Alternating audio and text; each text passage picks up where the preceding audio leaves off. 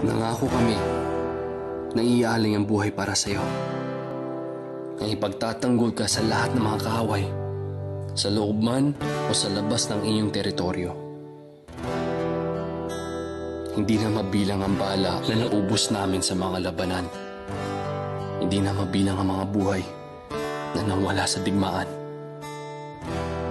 Pero narito pa rin kami, patuloy na lumalaban para tiyakin ang iyong kalayaan, para panatiliin ang kapayapaan. May kanya-kanya kaming laban sa buhay. May kanyang-kanyang pinagdaraanan.